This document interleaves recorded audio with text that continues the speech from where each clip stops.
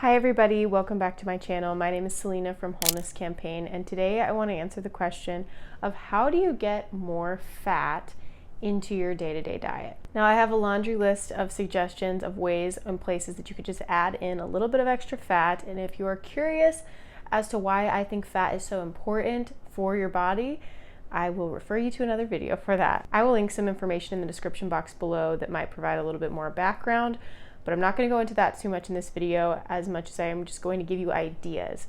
Now, it can be really hard to just think of the idea of just eating a straight glob of tallow or butter or something like that. And it is kind of weird. Honestly, those things should be incorporated into meals in more subtle, more nuanced ways. So I'm going to give you a bunch of these suggestions.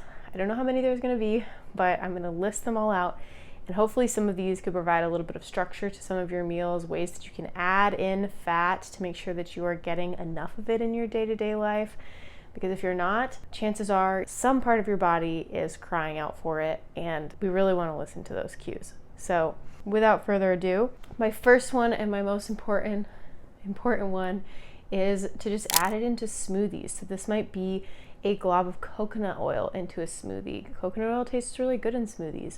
Might also be adding some avocado into a smoothie. That can actually add a creamy texture to a smoothie.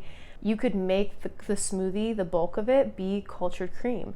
I have this key lime pie smoothie that I'll make oftentimes, and I will just add a bunch of butter into it, and it actually is so delicious, and you don't even really taste the texture of it. If that bothers you at all, it just tastes like the filling of a pie, honestly, and it's so good for you. Smoothies are a great way because you can just kind of hide it. So if you don't like the taste of a certain kind of fat, then you can just put it in a smoothie, and it's cold. So you're not heating it, you're not altering its structure in any way, but you are able to get larger amounts of it into your diet. And to be honest, it's been one of the most sustainable ways for me because it's so fast to make a smoothie. It takes me like 5 minutes or less. It's a really, really easy way. I will use these as meal replacements all the time. I'll have them for lunch. I'll have them as snacks a lot of the time, but if your base is something like a kefir cultured cream or a yogurt cultured cream, I can link a recipe that I have on my channel about how to make that, but that is a really great way to incorporate fat into your diet. Other ways might be to add it as a topping. So thinking things like cultured cream or avocado mayo, maybe some kind of homemade dip. These are all really great and easy ways to get them into your diet because dips are pretty functional. You can dip a lot of different things in it, whether it's meat or vegetables, and it actually is a very delicious way to get fat into your diet. You could even dip fruit into some kind of cultured cream or yogurt. Cultured cream is very good. Drizzle it with a little bit of honey. It's delicious.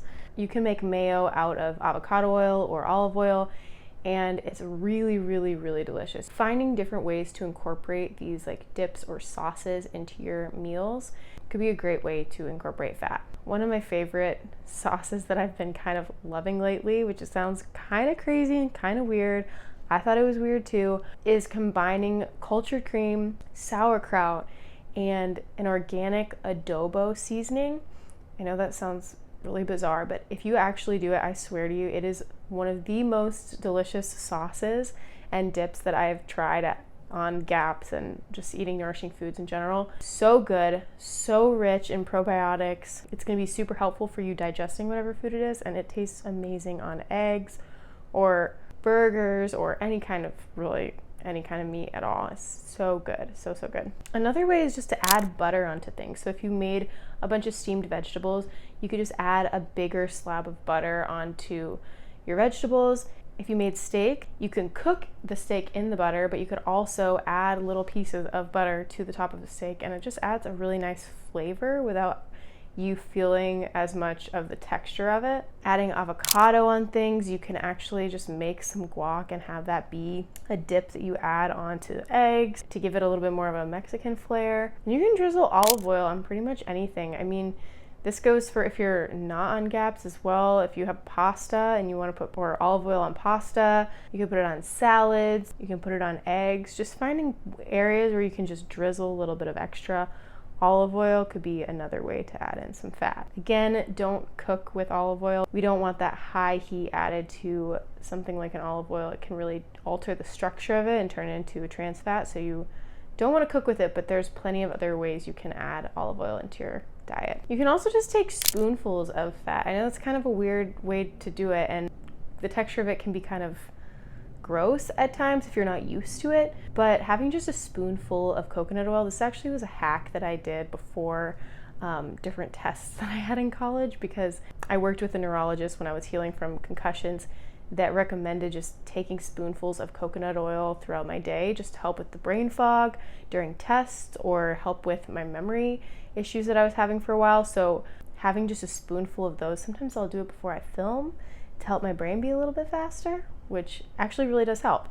It gives me a little bit of a pep. It's almost like a different form of caffeine. Like, you're not caffeinating yourself, but you are giving yourself like a huge boost of all these fat soluble vitamins that are going straight to your brain and nourishing all those neurons that literally depend on fat. So that's a great alternative as well. I mean, you can do this also with butter, and I know this is kind of controversial. If you have any issues with butter, I'll link my video, but butter really isn't bad for you. And if you can kind of get over that stigma of it, just having little like slices of butter throughout your day is a great way to incorporate fat.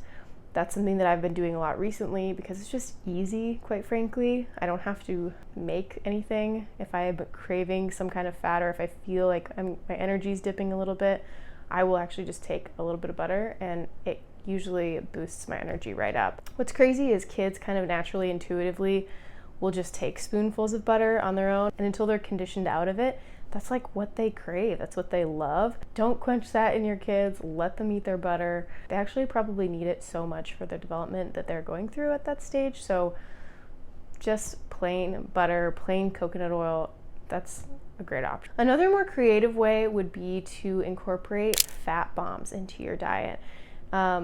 This can be done with coconut oil or butter and some honey. These are also great for stabilizing your blood sugar, but blending those up with a whisk, an electric whisk, and getting them to be this like kind of thick, almost like frosting like consistency can be so delicious. That's something Dr. Natasha recommends when people are sick. And if you freeze them, it's also a nice little snack, a little pick-me-up that has a good dose of fat in it. So it's another more creative way to do it. I've mentioned this before on my channel as well. My last and one of my favorite ways to get in fat is to make a GAPS shake. I did a juicing video here on my channel where I went through how to use juice, and GAPS shakes are one of the most delicious ways to consume juice. You add in some egg yolks or a whole egg if you can tolerate it, and like a big dollop of cultured cream, again if you can tolerate it.